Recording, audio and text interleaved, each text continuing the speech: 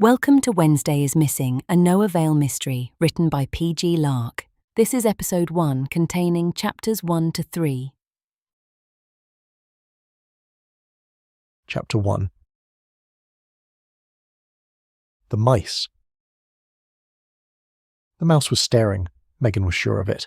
She wasn't the type to scream and run. She was a scientist. Mice were tiny, non-poisonous rodents. Yes, they could be annoying. They could eat supplies, bite through material, and steal peanuts. None of that warranted a scream, in Megan's opinion. Nevertheless, there were 4 of them. Megan was alone in the library, and one of them was staring at her. She might even go so far as to say the mouse looked annoyed, as if Megan was the one trespassing. "Shoo!" she shouted. Did the mouse shake its head? It couldn't have. Could it? Megan ran towards it, ignoring the fear she was absolutely not having. The mouse that had been staring reared up on its hind legs, squeaked, and scurried out through the door into the corridor. The other 3 followed. Megan followed too, but by the time she reached the corridor, the mice had vanished. She stood still and listened. Nothing. She checked the skirting boards, she checked the corners, she checked under the nearest radiator and along the bottoms of the doors. The corridors of Strings, despite the building once being a stately home, had been newly renovated. The walls were smooth and there were no obvious mouse-sized cracks, holes or gaps. There was one thing on the floor where the staring mouse had reared up by the library door. A scrap of something pale and flat that wasn't dust. She picked it up. A sliver of grey card smaller than her thumbnail, torn at 3 edges and cut clean at the 4th, and on it were 4 printed characters and the corner of a 5th. NIPO and the beginning of an L. She hadn't seen it before that morning, and the cleaners at Strings were thorough to the point of obsession. Nothing stayed on a floor here overnight. She didn't know what it was. She knew it didn't belong to a mouse, and she knew a mouse had been standing on the spot where she found it. Megan put it in the back of her notebook between the pages to keep it safe until she knew what it was. Mr. Hong had said she might have blackouts. Strange episodes. Megan analysed this. On the positive side, a strange episode might mean she was definitely a chemical element, although a mouse staring at her couldn't really be labelled a blackout. Nor was it evidence of any chemical properties she knew about.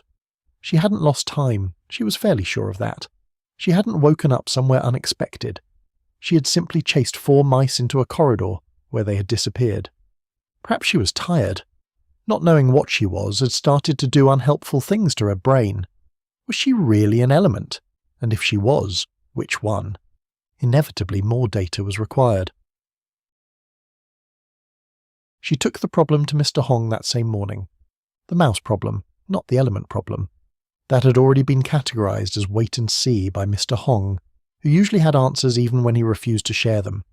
Mr. Hong was Strings Institute's head tutor, and the element hydrogen.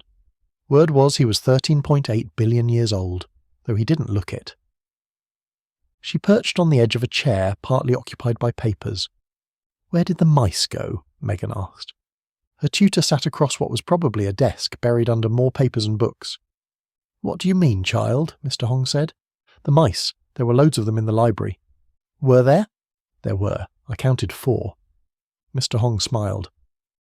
"Then I expect Jed set some traps. He's efficient like that. A real problem solver." Jed was Strings' head chef and the sort to object to rodents roaming the corridors. "Humane ones?" "The traps. Probably. We're not barbarians, are we?" "So where did they go?" Mr. Hong said nothing. "I'll ask Jed," Megan said. Mr. Hong smiled again. "I expect he let them go in Wheel Woods, a good distance from the house. They'll find new homes there." Megan waited for the part of the answer that sounded less prepared. It didn't arrive. She opened her mouth to ask exactly how Mr. Hong knew all this, but he spoke first. "Your confirmation ceremony will take place a little over a week from now," he said. For one glorious second, the mice disappeared from Megan's mind. "Finally," she said, and heard her own voice do something undignified. She stood up, knocked over a pile of Mr. Hong's papers, and felt, for a fraction of a second, as though her shoes had lifted off the floor. "What will happen? Do I have to prepare anything? Can you tell me more about it? What should I wear?" "All will be revealed at the time. A week is really not long to wait. Congratulations, Megan. Now, if you'll excuse me, I need to be surprised by some inspectors." She caught herself humming as she left the office, but surprise, in Megan's experience, was a thing that happened to you. Mr. Hong seemed to schedule it like a dentist's appointment, somewhere between lunch and being 13.8 billion years old. She had almost reached the library before she stopped. Had Mr. Hong just given her the one piece of information guaranteed to make her forget the question she was asking? Worse, had it worked? Chapter 2. The Lie. She replayed their conversation from the beginning. It wasn't Mr. Hong's answer that bothered her so much as the speed of it. Her tutor hadn't asked the questions anyone genuinely surprised would ask. Not how many mice or where exactly she had seen them, nor whether a girl who had chased 4 mice down an empty corridor was quite all right. He had also said he was going to be surprised by inspectors. At the time, it had sounded like a joke about Ofsted. She wrote this down in her notebook. Mr. Hong didn't waste words, and surprised was a strange thing to plan to be. Mr. Hong had reached for the explanation as if on autopilot, the way Mr. Abernathy reached for a tick when marking her chemistry homework. And then, when she had pushed a question too far, he switched to the one topic he knew she would focus on: her confirmation. Megan had been at Strings a couple of months, long enough to know that Mr. Hong rarely answered directly by accident, long enough to know that wait and see usually meant, I know, but I'm not telling you, and long enough to know that if something felt managed, it probably was. Her intuition told her Mr. Hong had just lied to her. She treated this as a hypothesis. If it were true, the bigger question was why? Why lie about mice? Megan didn't yet know. She didn't have enough data, but she was fairly sure the reason wasn't about the mice themselves. That was the problem with Strings. Nothing was ever only what it appeared to be. Officially, Strings, Cornwall, was one of the finest academic sixth-form colleges in the UK. It taught approximately 40 talented students from around the world. Unofficially, it also identified teenagers who might be living chemical elements. Megan could be one of them. Mr. Hong had flown all the way to California to recruit her, convinced her parents of her brilliance, and never quite explained how he'd found her. Her twin, Lucas, had been offered a place too, though Mr. Hong had bluntly assured her parents that Lucas had very little chance of being an element, genetic similarities notwithstanding. How to cause twin disharmony in one easy step. Megan and her father were living at Strings now. Lucas and her mother were still in California. Most things were to be kept secret. Megan wasn't allowed to tell Lucas about the element program, the proton count, or the sleep-flying episodes where she had woken up on the neighbour's roof. The roof incident had helped Mr. Hong's case with her parents more than Megan liked to admit, and got her to Strings. Perhaps she was a gas, she'd reasoned. That was the part she kept returning to. Not that she might be an element, but that her human form might not be the only one she had. An element could apparently be one form one day and another the next. Imagine. She might even be able to fly. After all, she'd managed it unconsciously while asleep. Mr. Hong had said nothing, but she'd thought she'd seen mild entertainment in his eyes when she asked. We identify the most likely candidates, Mr. Hong had told her parents, but unconfirmed elements are told very little, for their own future safety and for the protection of the program. It made the program sound like a delicate machine with many careful hands on it. Strings didn't simply run itself. There were people above the school, or offices, or whatever counted as offices when the thing being protected was a secret about the periodic table. Mr. Hong hadn't named them. He had only made it clear that secrecy was enforced, and she had thought at the time, not by him. He had spoken about the rules as a person speaks about the weather. This had been an infuriating few months ago. Now it felt useful. If unconfirmed elements were told very little, then Megan's ignorance was a system, not an accident. And if it was a system, then Mr. Hong's answer about the mice might be part of it. She didn't let herself turn that into a conclusion. She was a scientist, and one uneasy morning and 4 odd mice were not a diagnosis. What she had was a tutor who answered questions nobody had finished asking and 4 mice that had walked out of a room with no obvious way out. That wasn't much, but it was data she could use. Chapter 3. Double Maths Tomorrow. Megan had a theory about Mr. Abernathy's marking, and today she was going to confirm it. Her theory was simple. Mr. Abernathy, who taught chemistry and claimed to mark their books each evening without fail, did not in fact read what his students had written. She had no proof yet, only a pattern. Proof usually started there, if you were patient. Over 3 weeks the evidence was the same every time. A tick, good work, M. The same blue biro, whether the work deserved it or not. Once, as a control, she had buried a line in a paragraph on reaction rates informing Mr. Abernathy that he had lovely shoes, and she hoped he was having a nice evening. It came back ticked. Good work, M. That was suggestive but not conclusive. A teacher might skim, so this week she had run the proper experiment. In the margin of her last answer, in the same blue biro she had watched him favour, she had written a small note where a student might write a correction request. Please check Q4 again. I think it may be wrong. If Mr. Abernathy read the work carefully, he would be puzzled. Question 4 wasn't wrong. Question 4 was barely question 4 at all. Megan had written 3 correct lines, then a detailed but unrelated paragraph discussing the tensile strength of spaghetti. If he only recognised the shape of the marking, he would do what he always did. He would respond to the signal, not the substance. Megan opened her returned book at the back of the room while Deborah Castle, who sat in front of her, complained about something. In the margin was a tick followed by, "Good work, M." And beneath Megan's planted note, in that same blue biro, slightly cramped, "Checked. Fine. Good work, M." Megan sat back, satisfied.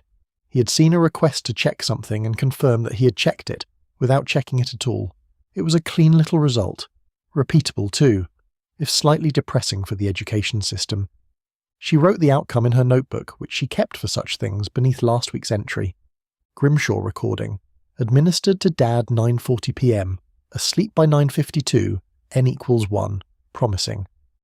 Anyone could guess. Megan preferred to know. The feeling lasted almost a full minute. Deborah Castle was still talking, and now she had said something that didn't fit. Anyway, thank goodness double maths is over for another week. Megan looked up. No one else reacted. Deborah hadn't paused over the words. Everyone carried on writing and chatting and not noticing. But in Megan's mind, double maths was still tomorrow. Except Deborah was right. They were in chemistry. Chemistry happened on Thursdays. The day was Thursday. Double maths was on Wednesday, which meant double maths wasn't tomorrow. It was yesterday. Megan checked for the memory of it. Nothing. She expected to remember the lesson. New topic, explanation, exercise, homework. She knew it was supposed to be on set theory. She had no memory of having learned any.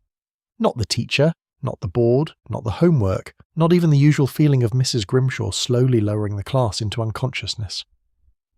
Megan worked backwards calmly, as she would any anomaly. Her last clear memory of double maths wasn't the lesson itself. It was Deborah in the corridor saying, "I hate maths. It's double maths tomorrow. So boring." Megan remembered that. She remembered thinking Deborah was wrong about it.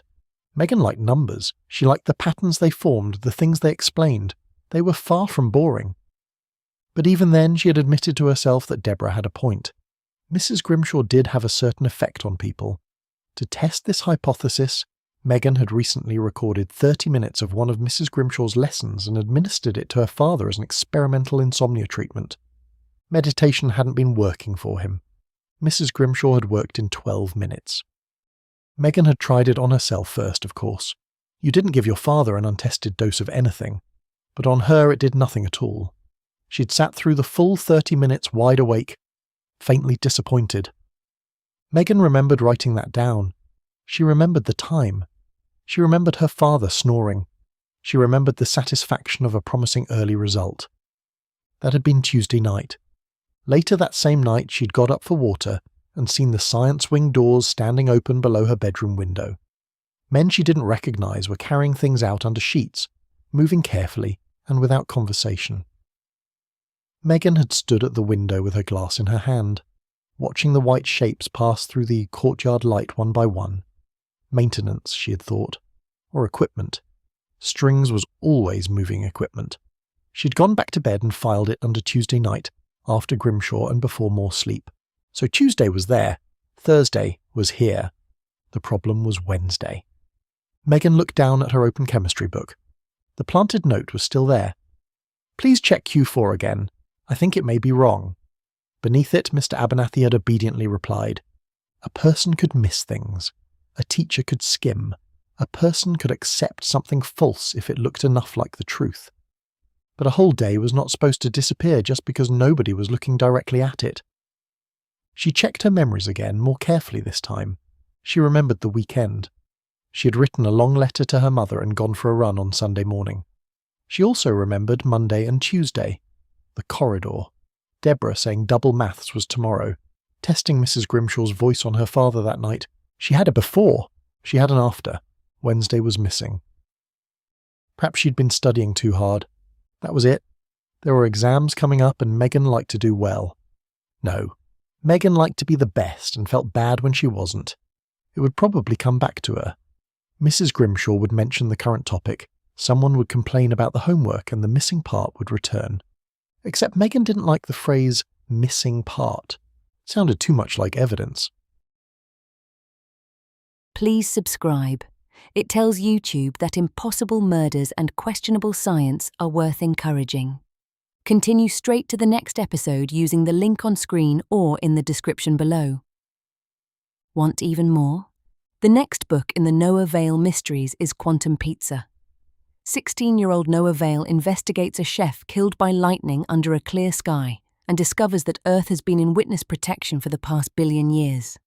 You'll find the book and more about the series at pglark.com. Thanks for listening. I'll see you in the next episode.